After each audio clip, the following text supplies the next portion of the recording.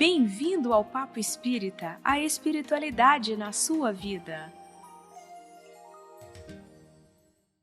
Sejam todos bem-vindos, esse é o Papo Espírita. O tema de hoje, o auto-engano. Por que a gente gosta de se auto-enganar? Auto-engano é um processo psicológico inconsciente, no qual um indivíduo se convence de uma crença ou realidade que é falsa ou distorcida, muitas vezes para evitar um desconforto emocional ou para manter uma visão positiva de si mesmo. É uma forma de mentir para si mesmo sobre a verdade de uma situação ou sobre suas próprias ações e motivos. Para falarmos sobre esse tema muito espinhoso, muito difícil, a gente convidou Denizar de Souza, que é palestrante, escritor e psicólogo. Bem-vindo, Denizar, tudo bem? Tudo bem, Ana, é um prazer muito grande estar de volta ao Papo Espírita com você, com a Miriam e com todos os nossos telespectadores e ouvintes, né, do podcast. Denizar, toda vez que a gente traz você aqui é para um tema difícil, porque você tem uma maneira de explicar que a gente ama, destrincha tudo. E esse foi um tema que você abordou numa palestra aqui na Comunhão, e essa palestra se chamava O Gosto pelo Auto-Engano, de onde vem? Ou seja, estamos entendendo que gostamos de nos auto-enganar, né? Então, por que isso acontece? É verdade? A gente quer se auto-enganar? Isso. O gosto pelo auto-engano, ele pode ter, assim, vários viés, vários aspectos, né? Ele tem um aspecto cognitivo, que é o aspecto ligado ao pensamento, às crenças, né?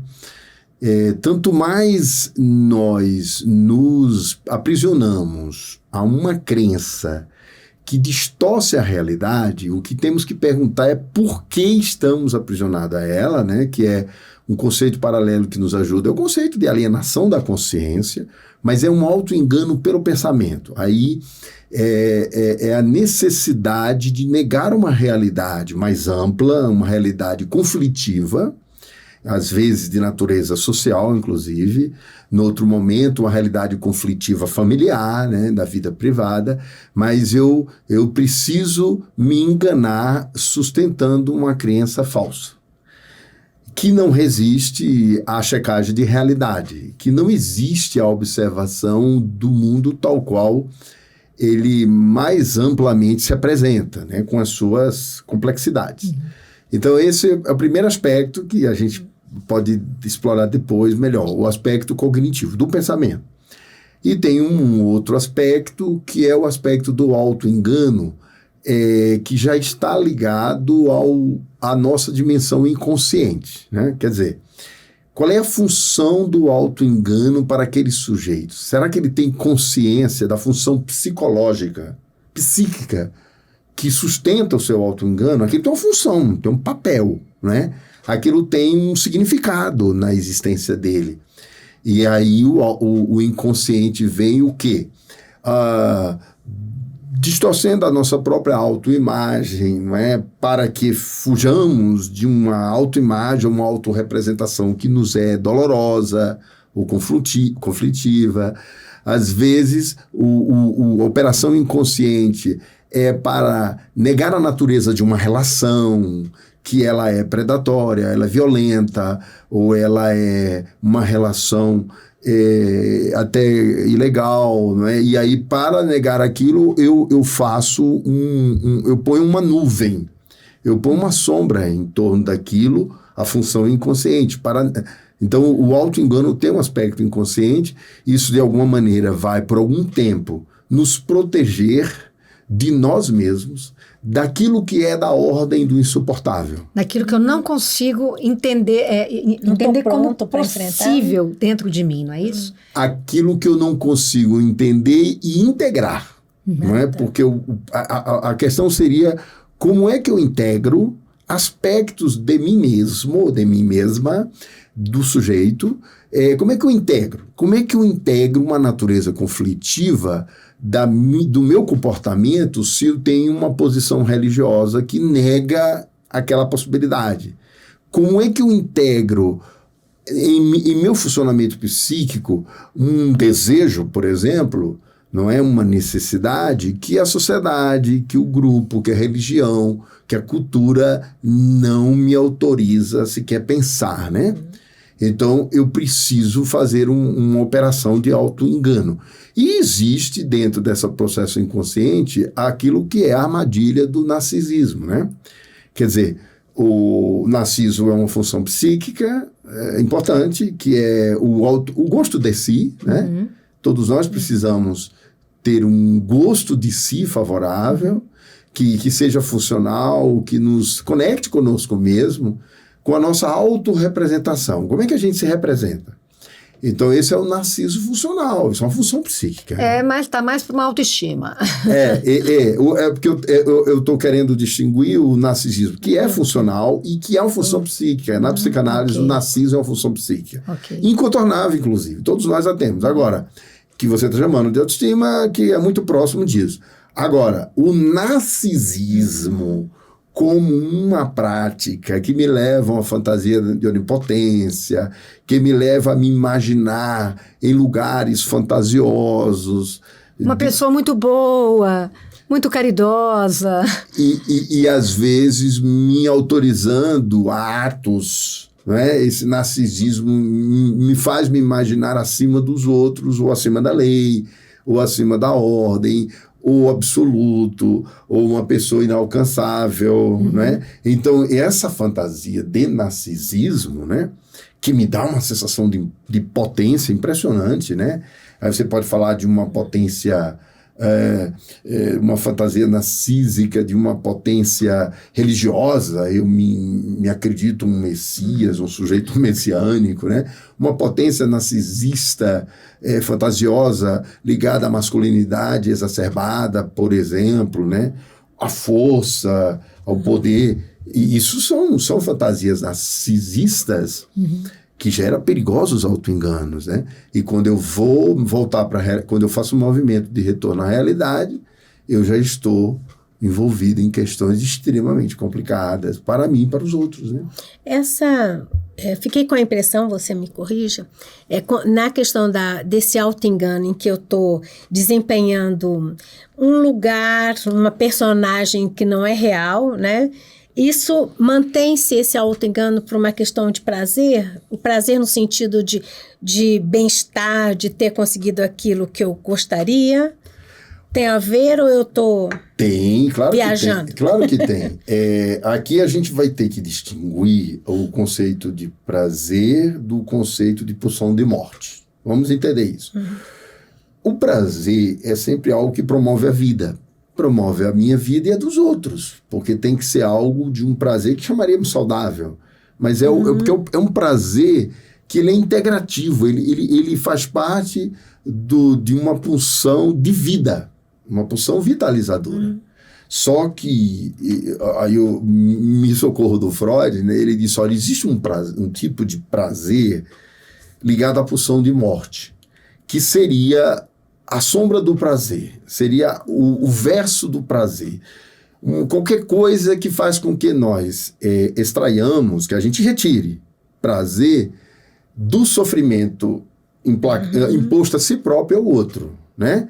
Isso seria pulsão de morte em Freud. Quer dizer, por que a gente se auto-engana gerando sofrimento em si e no outro?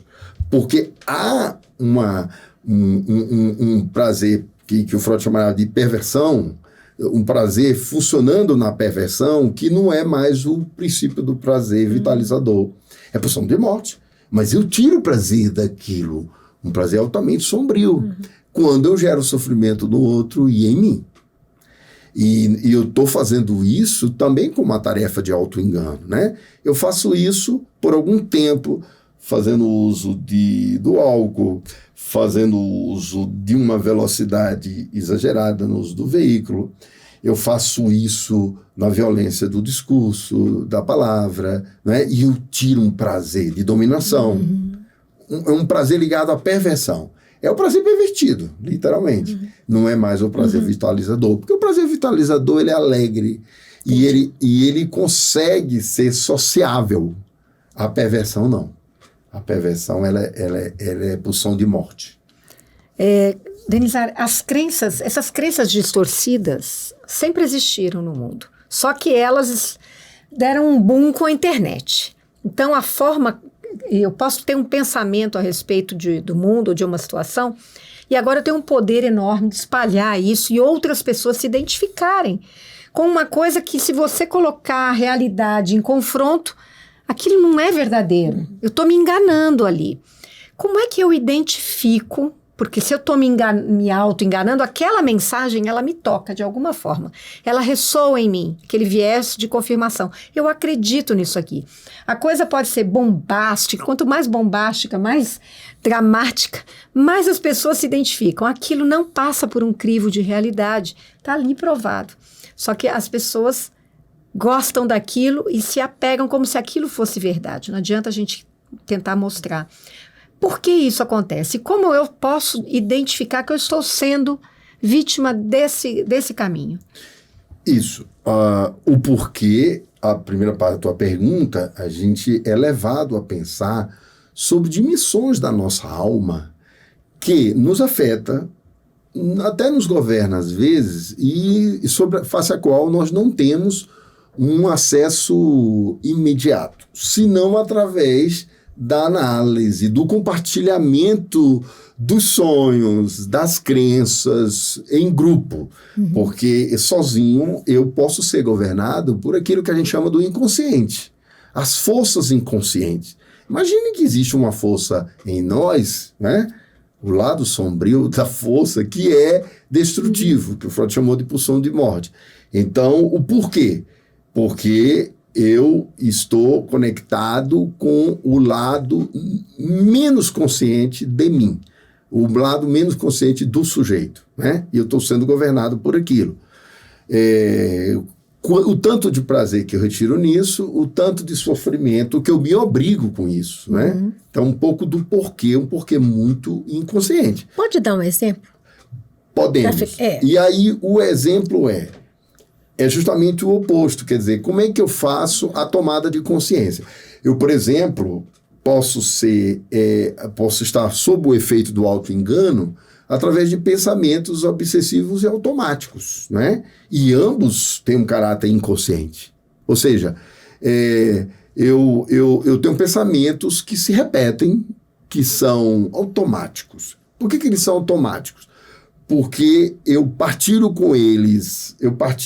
deles com um grupo social, eu não consigo sair daquele ambiente social, eu valido todos os meus pensamentos que se tornam automáticos naquele grupo, e eu não faço aquilo que você acabou de citar, que é a checagem de realidade.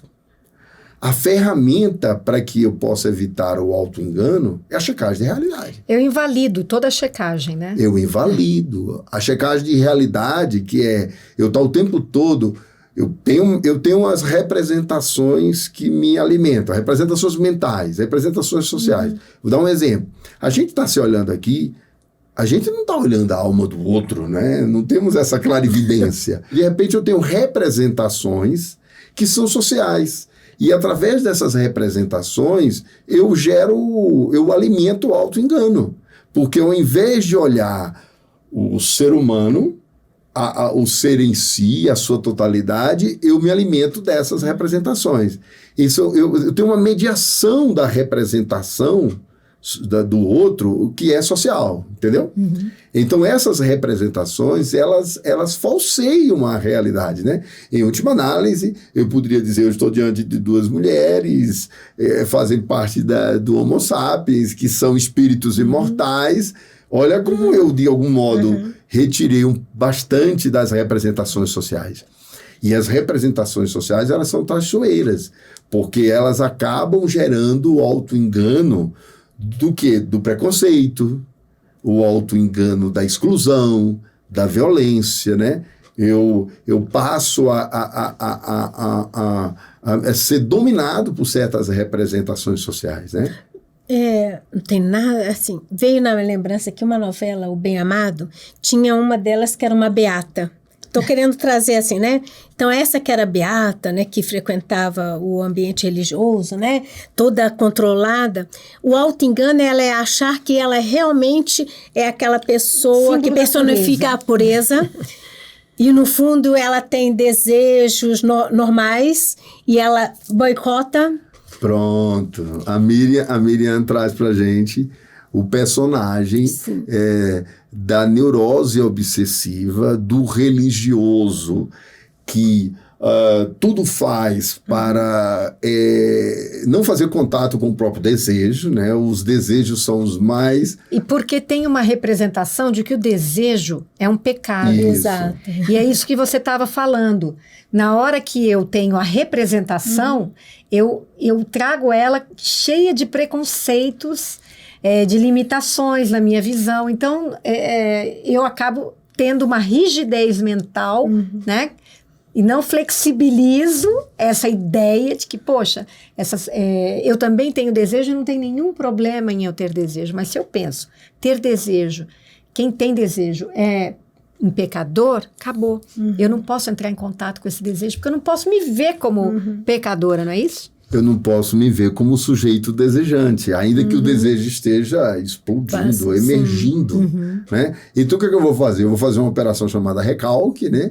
Eu vou jogar para os porões da minha alma, que é o inconsciente, e vou me tornar uma criatura, um sujeito teatral, Uma né? personagem. Um personagem absolutamente falso, enganando-me quanto a uma falsa santidade que eu não disponho. Porque tudo que não me parece falsa santidade, tudo que não me parece santidade, né? Eu rechaço e fujo disso. Olha como, às vezes, o discurso religioso, as religiões tradicionais, elas podem nos colocar numa armadilha.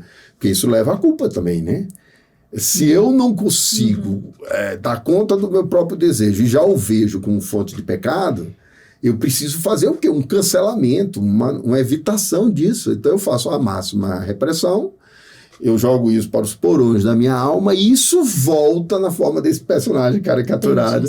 O nome do personagem, estou lembrando? Eu esqueci, eu tô enxergando aqui, porque é uma novela bem antiga, estou revelando a minha idade, né? Mas era bem uma caricatura daquela que se faz de santa, era muito interessante. Agora eu fico pensando nos diversos auto-enganos que a gente vive, porque eu acho que todos nós... Qualquer tema, né? A gente só trouxe esse da Beata, Aí a gente pensa, por exemplo, que a gente está num casamento, né, numa relação perfeita, maravilhosa, e ali está explodindo de conflito. E, de repente, algo acontece, né, até às vezes feminicídios, né, violências acontecem, e aquilo ali se mostra. Como assim? Ninguém viu o que estava acontecendo ali? E também, eu vou só emendar antes da resposta, mas também tem aquela situação na qual uma amiga, um amigo mais próximo, né, traz relatos, presta atenção, fulana, isso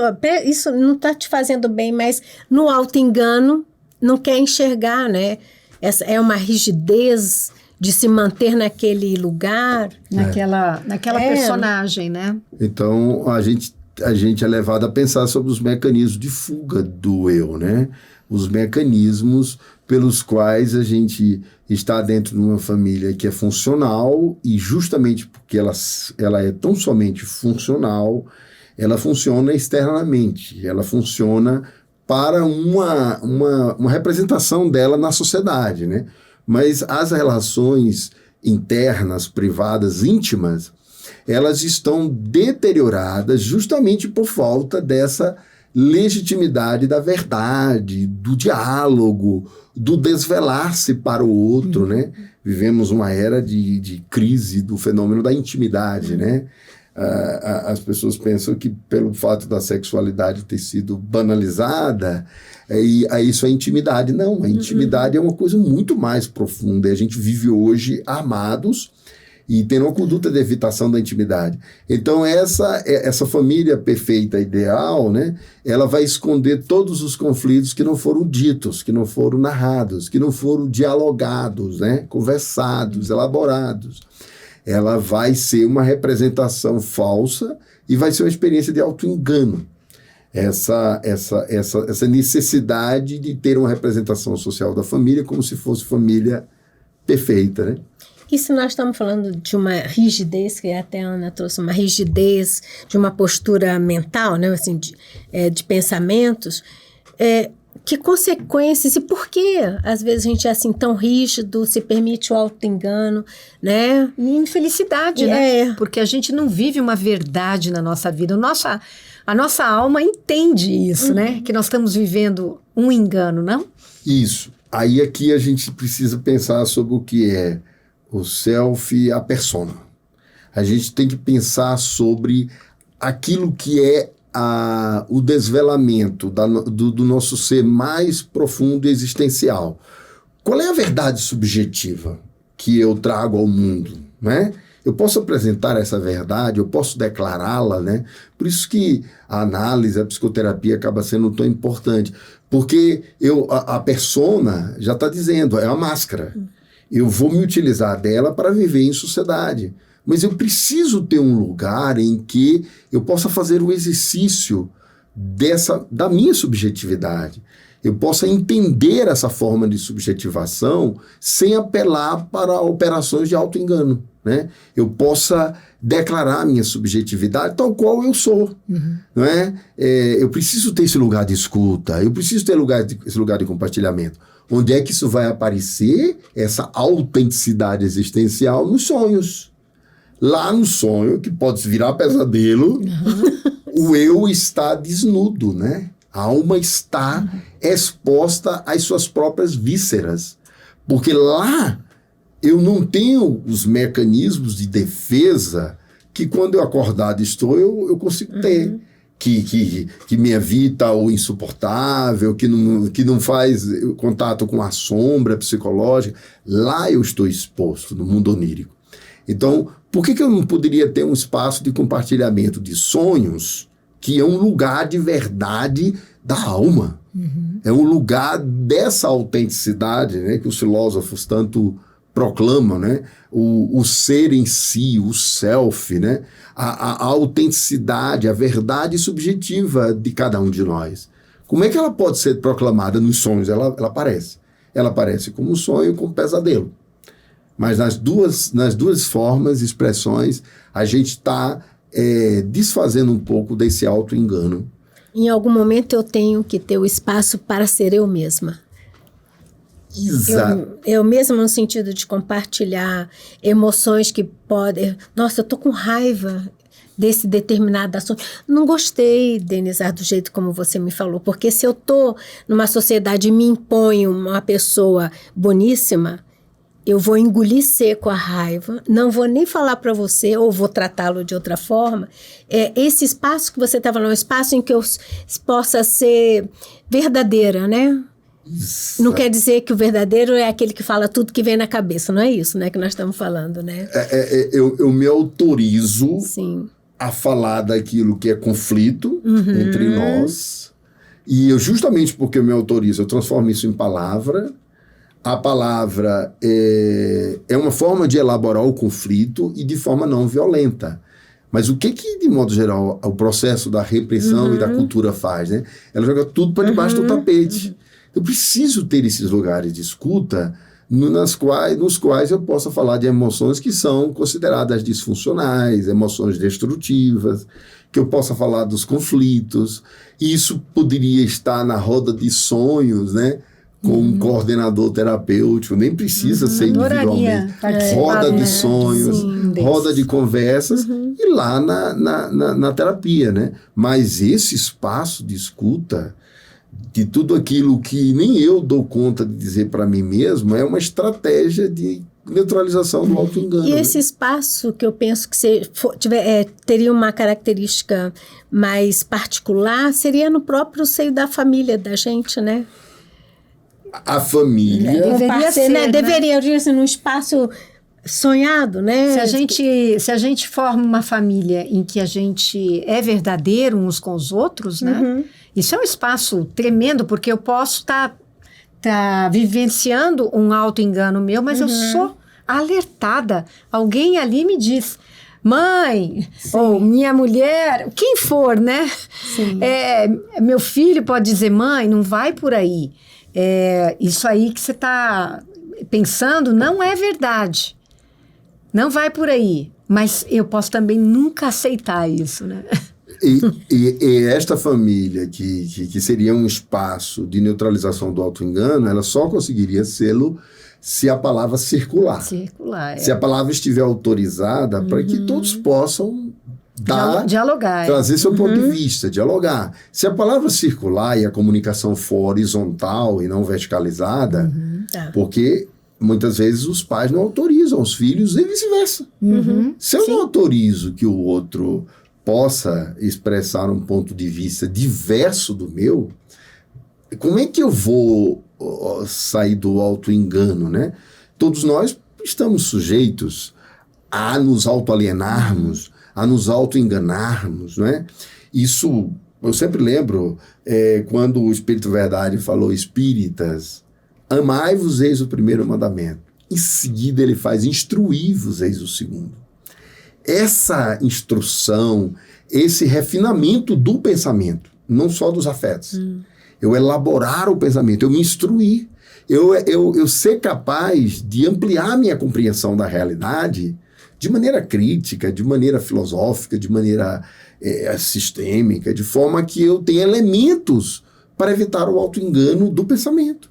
Porque o nosso pensamento, ele é o tempo todo convidado, instado ao auto-engano, pelas representações falsas que existem no mundo, né? A gente falava das bolhas virtuais, né? Olha, o que é uma bolha virtual? Um lugar que eu valido, eu faço uma validação do meu auto-engano. Sim. E se eu permaneço ali, eu estou fadada a continuar no auto-engano eternamente. Sim. E você tinha falado uma coisa da mente rígida. A mente que não se permite questionar, sair um pouco dessa bolha. Não é isso? Qual é o perigo de eu manter essa mente rígida por toda a minha encarnação? Como é que eu chego no mundo espiritual, hein, Denizar? Pois é. O nível de desapontamento que eu vou ter será imenso, porque eu fiz uma rigidez cognitiva, né? Eu não me permiti flexibilizar a minha compreensão da realidade, porque eu me fechei numa visão de grupo. Ora, o que é o fanatismo na sociedade? São grupos que se fecharam. E aí eu não tenho um elemento externo que me dê uma visão paralela da realidade, que não seja aquela com a qual eu estou acostumado a validar-me e validar a minha existência no grupo, de forma fechada, né? O antropologia, Marco Polo, que foi historiador, ele dizia, ofereça-me todos os hábitos do mundo, os costumes dos povos, e eu sempre escolherei os meus, os que eu já tenho, de tão certos que estou que eles são os melhores. Observe que há uma operação de narcisismo coletivo aí. Eu tenho certeza que a minha religião, a minha verdade, a minha doutrina é a melhor. E aí eu tenho um risco, que a gente conversava sobre isso, de uma percepção, de um estado alucinatório da realidade. Aonde que a doutrina espírita nos ajuda a combater o auto-engano?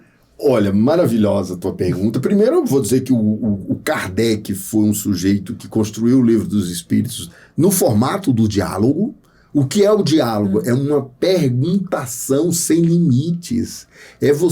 O Kardec perguntava aos espíritos livremente no Livro dos Espíritos. E havia ali uma dialética. Os espíritos respondiam e ele contraditava muitas vezes, aí os espíritos contraditavam ele. Porque ele estava vivendo uma época, né? Então, aquilo que os espíritos diziam ia contra, às vezes, o espírito da época dele. Né? Mas também tem, o espírito do indagador, né? Por quê? Igual uma criança. Mas por quê? Mas por quê? Você vê como ele estava imbuído de não cometer auto-engano, né? Você traz o espírito da criança, né? Nós nascemos todos filósofos, socráticos, né? A perguntação socrática, o questionamento socrático. A gente nasce assim, Sim. As crianças são assim. Só que o processo da educação, muitas vezes, é a repressão disso. O questionador se torna um sujeito extremamente incômodo, né? Quando, na verdade, a dúvida, ela nos protege do auto-engano. Qual é a armadilha da certeza absoluta? É que ela nos põe num lugar confortável, só que de isolamento, em que eu não me exponho mais ao questionamento, ao escrutínio público. E como é bom a gente estar certo, não é? É muito confortável. Dura a gente conviver com a incerteza, não é? Uhum. O princípio da incerteza, né?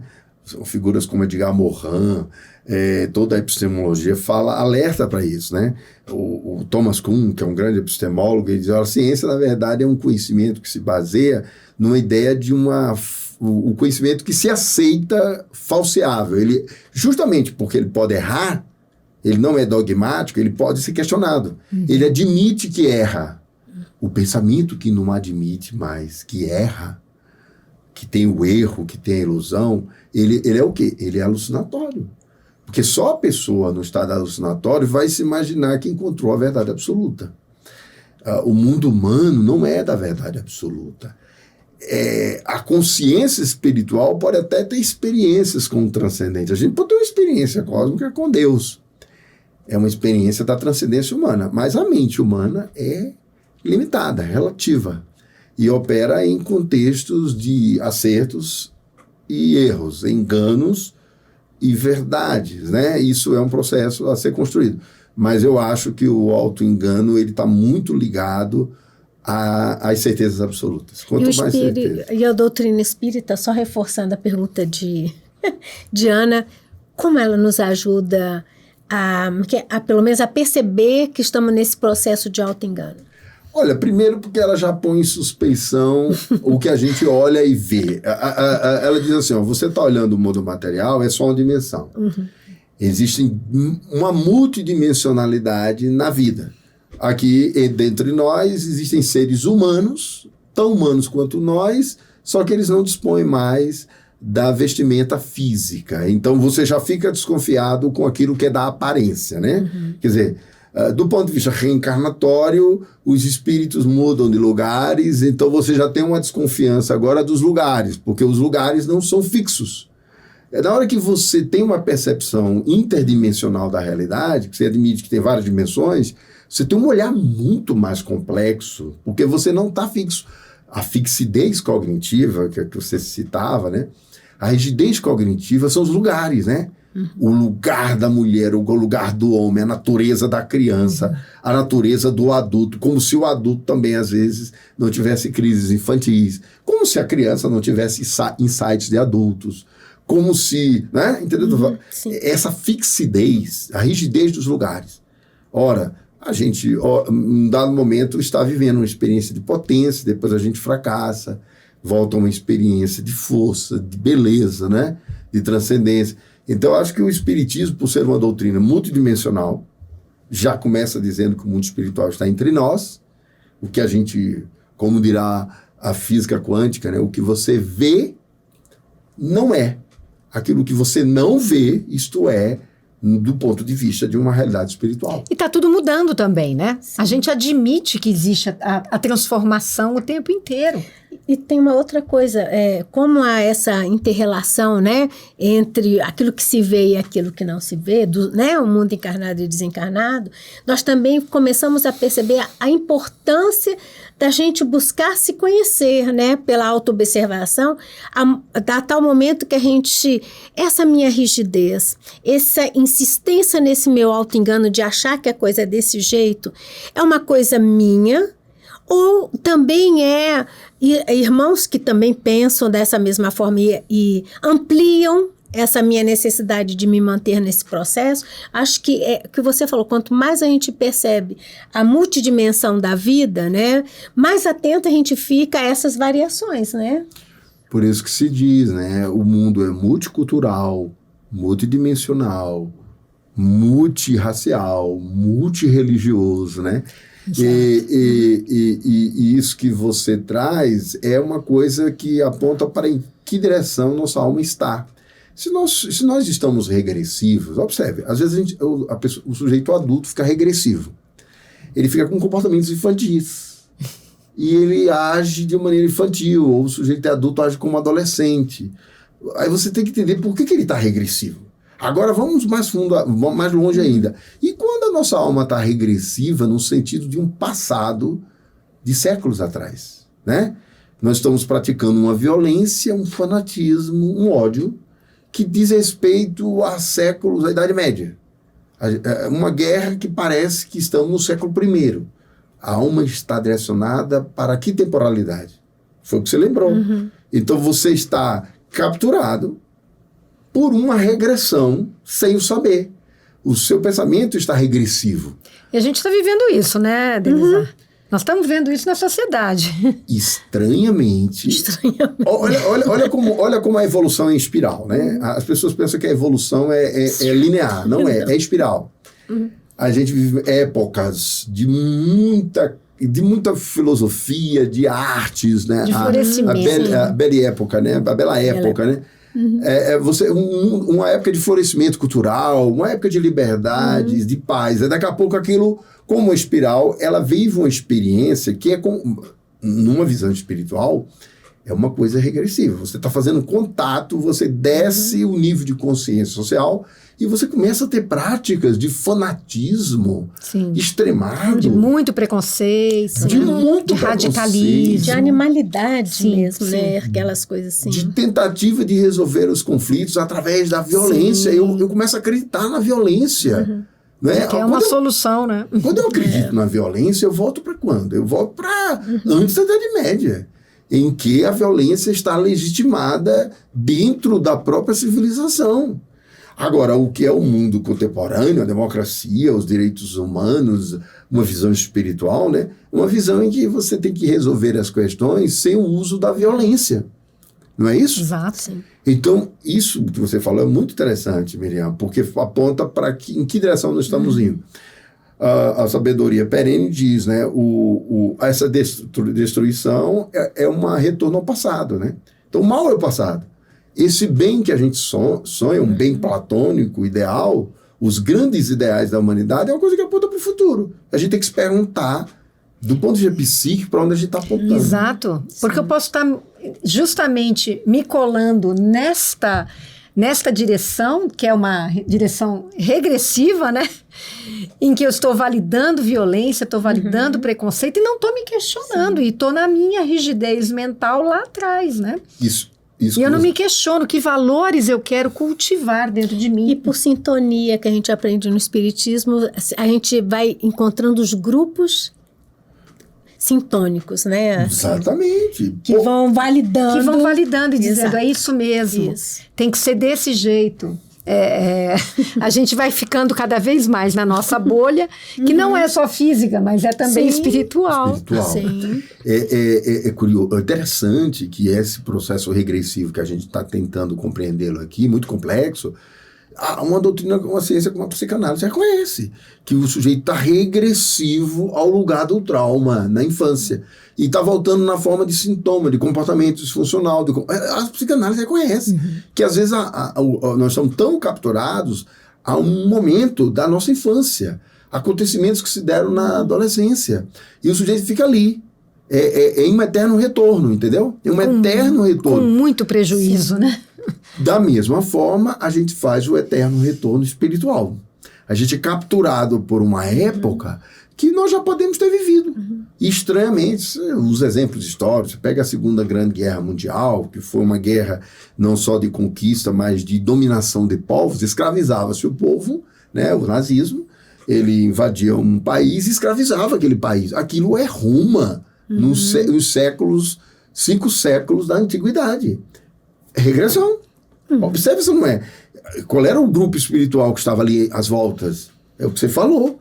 Não é só uma bolha virtual. É uma bolha espiritual. É um risco enorme, né? Quando a gente é capturado por um auto-engano coletivo. Sim. É uma pena que esse tema é sempre pungente. Tema interessante. Muito. Mas, e o Denizar, a gente explora ele. Mas eu quero lançar a última pergunta e depois você vai falar do seu livro. Deixa uma mensagem para todos os que nos assistiram. Essas pessoas, digamos que, puxa, auto-engano me chamou a atenção esse tema. Como é que eu posso saber se eu estou me auto-enganando? Como é que eu devo me questionar de forma que eu amplie a minha consciência, observe esse inconsciente meu que eu estou querendo esconder de mim mesma e me torne uma pessoa menos rígida, mais flexível, mais aberta, para que eu possa avançar e não ficar presa lá atrás nesses movimentos que você acabou de citar. Primeiro antídoto ao auto-engano. Escute o outro. Um outro que é diferente de si.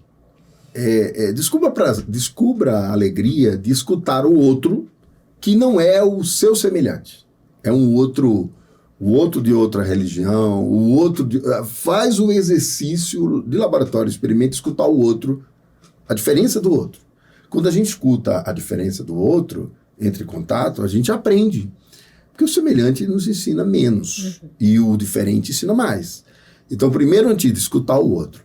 Depois que eu me abro para escutar o outro, né, o que o outro pensa sobre o que eu penso e sou, né, esse outro diferente, eu também posso usar as técnicas da tomada de consciência de si através da meditação, né, através da psicoterapia, em que funcionam como antídotos, né, dessa armadilha do inconsciente, de uma vida inconsciente, de uma vida regressiva.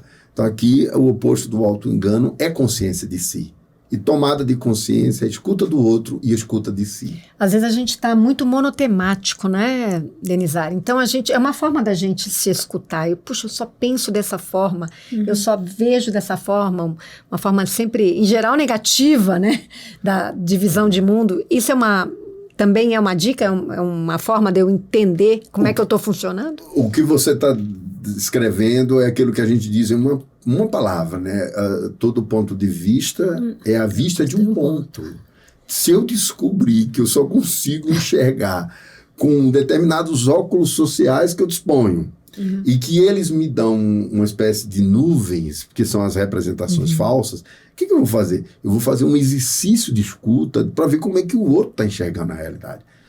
A fórmula da verdade é o nós, não é o eu. Na hora que eu faço operações coletivas cada vez mais amplas, né, eu me interesso por uma pluralidade de discursos, né, de várias formas discursivas, da arte, da filosofia, da ciência, das religiões no plural. Na hora que eu me pluralizo na minha percepção, eu corro menos risco desse auto-engano tão perigoso, que junto ao isolamento, auto-engano e isolamento, hoje é a fórmula da violência e do fanatismo. Exato. Fantástico, né, Miriam? Denizar, fala aí sobre o seu livro recém-lançado. Conta pra gente. Pena que o assunto, né? Nós temos que encerrar. A gente agora, o tempo terminou, mas o Denizar está com a palavra para falar sobre esse livro. Esse é o livro Cotidiano e Espiritualidade, né? Uma obra de diálogo da psicologia, da psicossociologia com a espiritualidade, e que fala das práticas espirituais no cotidiano, né? As práticas espirituais, quais sejam a oração contemplativa, a interpretação dos sonhos, a meditação, né? A yoga, a própria mediunidade, que são práticas espirituais que são um antídoto ao materialismo, que é o oposto disso, é o antídoto a esse auto-engano, né? Essas práticas de introspecção, de interiorização, né? De autoconhecimento, né? O livro trata disso dentro de uma abrangência muito maior, que não dá tempo de falar aqui, mas sobre o cotidiano. E aonde as pessoas podem adquirir o livro? Diretamente no site, editora Liberás. Cotidiano e Espiritualidade, Denizar de Souza. É seu adquirir. Isso. Muito obrigada, Denizar, mais uma vez pela sua participação conosco. É sempre brilhante, a gente sempre gosta demais da tua presença aqui, porque você esclarece coisas num nível de profundidade e de clareza que é difícil a gente conseguir. Então, obrigada, Miriam. E vocês todos que nos assistiram, né, já sabem, por favor, like, compartilhem, comentem também com a gente. É muito importante para o nosso algoritmo. Vamos ao ar às quintas-feiras, 18h45, canal TV Comunhão. Temos uma playlist recheada de temas. Denizar está lá em vários outros temas. Muito obrigada e até a próxima.